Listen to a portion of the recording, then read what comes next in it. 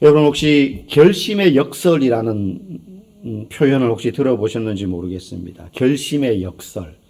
새해가 되면 아니면 오랜 질병에서 우리가 낫게 되면 어떤 결심과 결단을 합니다. 내가 이렇게 해야겠다. 이제 내가 이렇게 살아야겠다. 내가 이걸 목표로 세우고 열심히 한번 해봐야겠다. 예를 들면 뭐 살을 빼겠다. 아니면 성경을 내가 올해는 몇 독을 하겠다. 뭐 채소를 먹고 건강을 지키기 위해서 운동을 하겠다. 이런 결심을 합니다. 그런데 언제 그 결심이 무너지느냐? 열심히 일을 하고 이제 퇴근길에 풍겨오는 갓 튀긴 치킨의 냄새를 맡게 되면 그 순간 우리의 뇌는 의지력을 담당하는 구역의 기능이 마비됩니다. 마비되면서 즉시 이제 그 기능이 마비되면서 치킨을 향해서 우리의 온 신경이 이제 집중하게 되죠. 여러분 이게 의지가 약해서 그런 게 아닙니다. 그 결단할 때는 어떤 것보다 단호하게 결단을 하고 꼭 내가 이 결단대로 건강을 유지하기 위해서 이렇게 하겠다 생각하지만 그 순간 우리의 그 의지력이 중단되는 건 결단이 중단되는 건 의지가 약해서가 아니라 치킨이 주는 그 당장의 그 기쁨 그 치킨이 주는 당장의 기쁨이요. 건강을 유지하는 게 옳고 좋은 일이야 라는 이 바른 도덕적인 의무보다 더 커서 그래요. 치킨의 힘이 그만큼 셉니다. 치킨이 주는 그 달콤함과 맛있음이 도덕적 의무보다 더 세서 그래요. 사실 우리는 의지력이 나는 의지가 약해. 나는 작심삼일이야. 사실 아닙니다. 우리는 대부분 아주 매섭게 결단합니다. 그런데 눈앞에 찾아오는 그 유혹이 우리의 그런 의지력보다 훨씬 크다는 게 문제예요. 오늘 본문 129절은요. 이렇게 시편 기자가 이야기합니다. 우리 같이 읽어볼까요? 주의 증거들은 놀라움으로 내 영혼이 이를 지키나이다. 아멘. 하나님의 말씀을 내가 지키겠습니다. 지금 결단하는 게 아니에요. 내 영혼이 이를 지키나이다. 내가 하나님의 말씀을 따라 살겠습니다. 우리 그렇게 얘기하잖아요. 내가 주의 말씀에 순종하겠습니다. 주님 말씀 앞에서 말씀대로 내가 살겠습니다. 결단합니다. 결심합니다. 그런데 지금 이 시편 저자는요. 내가 그렇게 결심했기 때문에 성경 말씀을 내가 지키겠습니다. 이렇게 말하는 게 아니라 하나님의 말씀이 너무 놀랍기 때문에 이 영문 성경에 보면 원더풀 이렇게 되어 있어요. 하나님의 말씀이 너무 대단하기 때문에 그래서 내가 주님의 말씀을 지킬 수밖에 없습니다. 이런 의미예요. 하나님의 말씀의 아름다움에 내가 매료된 거예요. 거기에 푹 빠진 거예요. 그래서 말씀을 지키는 것은 너무 자연스러운 반응처럼 이렇게 말하고 있어요. 치킨 냄새 맡으면 치킨이 먹고 싶은 게 너무 자연스러운 것처럼 하나님의 말씀의 아름다움과 그 놀라우심과 풍성하심에 매료되면 내 영혼이 이를 지킬 수밖에 없다라는 뜻이에요. 그래서 여러분 건강한 성도는 하나님의 말씀을 읽을 때 도전을 받는데 말씀이 내게 이걸 하라고 하는구나. 지켜야 될 규례로 받아들이는 것이 아니라요. 감탄으로 받아들여요. 하나님 말씀 너무 놀랍다. 하나님 말씀 너무 감사하다. 하라라는 명령으로 가득 차 있는 것 같지만 사실은 봐라. 하나님의 말씀이 얼마나 대단하냐. 하나님이 하신 일들이 얼마나 놀라우냐. 하나님이 하신 역사와 우리를 향하신 뜻과 그 사랑의 깊이가 얼마나 원더풀하냐. 보고 감탄하라는 거예요. 그게 매료되라는 거죠. 이성간에 그 사람에게 빠지는 건 그가 설득력 있게 생겨서가 아닙니다. 눈은 어떻게 생겼고 입꼬리는 어떻게 생겼고 야 전형적인 미인상이네. 그래서 빠지는 게 아니에요. 보는 순간 감탄하는 거예요. 와, 너무 잘생겼다. 너무 예쁘다. 매료되는 거죠. 하나님의 말씀이 그렇다는 거예요.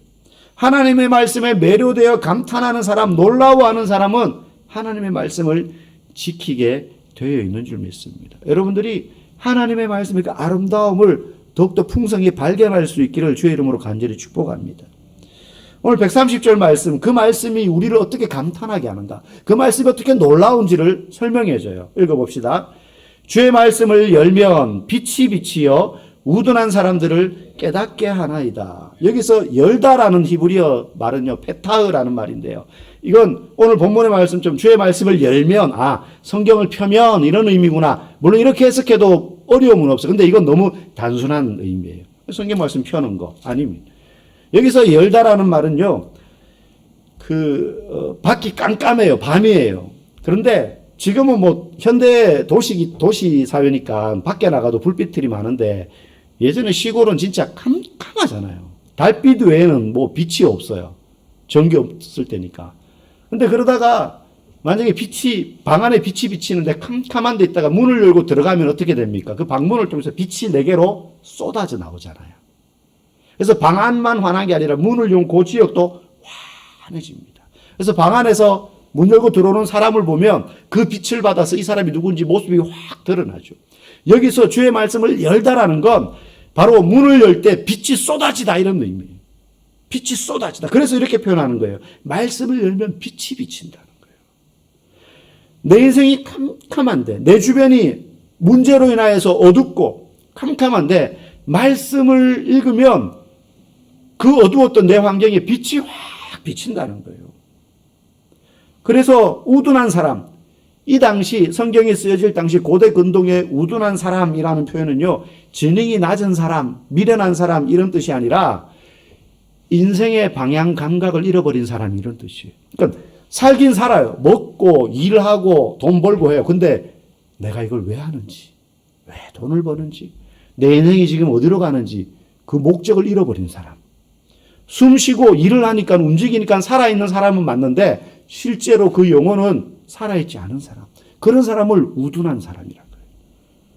그러니까 우리 주변에 아니면 때로는 내가 그런 자리에 갈 수 있죠. 열심히 뭔가 하긴 하는데 목적의식이 없는 거예요. 내가 지금 왜 운동하지? 내가 왜 공부하지? 내가 왜 일을 해서 돈을 벌지? 이걸 어디다 쓰지? 그냥 재워놓고 쌓아놓고 목적과 방향을 잃어버린 사람이에요. 그래서 성경을 읽으면 복음의 빛이 쫙 들어와서 삶의 방향성과 목적을 잃어버려서 마치 어둡고 캄캄한 거리를 헤매는 것처럼 인생을 살던 사람에게 지혜가 들어와서 자기의 인생의 방향과 내가 지금 왜 사는지, 내가 이 일을 왜 해야 되는지, 내가 이 일을 통해서 무엇을 추구해야 되는지, 이 일을 통해서 내가 어떻게 주님을 위하여 살 것인지, 하나님이 지금 나에게 원하는 게 뭔지, 내 인생을 통해서 이루고자 하시는 하나님의 뜻이 뭔지를 말씀을 읽으면 빛이 비쳐서 깨닫게 된다는 거예요. 그게 130절 말씀이에요. 한마디로 영적인 시력이 회복된다는 거죠. 영적인 시력. 그저 돈 많이 벌어가지고 편안하게 잘 먹고 잘 사는 것 이상의 영적인 세계의 의미를 말씀을 보게 되면 빛이 비치는 것처럼 환하게 열려지게 된다는 것입니다. 그래서 성경 말씀은요, 인생에 도움이 되거나 읽으면 마음이 편안해지거나 그래서 읽는 게 아니라 그 속에 있는 그 놀라움, 우둔한 자를 깨닫게 하는 그 위대함, 그리고 측량할 수 없는 사랑과 아름다움, 그런 것이 있기 때문에 말씀을 읽는 사람은 인생의 방향을 알고 의미를 알고 살아갈 수 있는 지혜로운 자가 되게 하는 것입니다. 여러분, 말씀을 통하여서 인생의 목적과 길을 분명히 발견하고 그리고 하나님의 여러분을 향하신 의미와 여러분에게 어떤 가치를 두고 있는지를 깨달아 그 말씀의 지혜대로 살아갈 수 있기를 주의 이름으로 간절히 축복합니다. 영국의 한 가정에서요, 할머니 때부터 내려오는 이제 영국 사람들은 차를 즐겨 마시잖아요. 그래서 우리로 말하면 옛날 찬장이 있었던 거예요. 그 찬장도 오래됐고 그 찬장 안에 들어있는 몇몇 그릇들도 오래된 거예요. 찻잔도 있고 뭐 국그릇 같은 것도 있고 수프 그릇 같은 것도 있고. 근데 이제 오래되니까 안 쓰는 거죠. 그러다 보니까 먼지가 막 쌓인 거예요. 그래서 무늬도 흐릿해진 겁니다. 그런 어느 날 이제 이 손녀가 한번 집안 대청소를 하면서 쫙 구석에 볕도 안 드는 곳에 있던 그 오래된 찻장을 막 먼지를 털고 그릇을 다 꺼내가지고 먼지를 닦고는 막 씻은 거예요. 근데 씻고 나서 창가로 들어오는 햇볕을 쫙 비춰보니까 무늬와 빛이 영롱하고 예사롭지 않아 보이는 거예요. 뭔가 좀 이국적이기도 하고. 그래서 어떤 기회가 닿아가지고요, 이 젊은 아가씨가, 손녀가 그 경매 사이트에 이걸 내놨어요. 경매장에. 뭐, 우리 돈으로 하면 단 몇만 원이라도 받을 수 있지 않을까. 쓰기에는 너무 오래되고, 이도 조금 빠지고, 그래가지고. 경매 사이트에 내왔는데요. 경매장에서 이 그릇이요. 청나라 시대의 황실에서 쓰는 그릇으로 밝혀진 거예요. 그래서 얼마에 낙찰된 줄 아십니까? 우리 돈 8억도 아니고 80억도 아니고 800억에 낙찰이 됐습니다. 800억. 기절초풍할 일 아닙니까? 기절초풍할 일.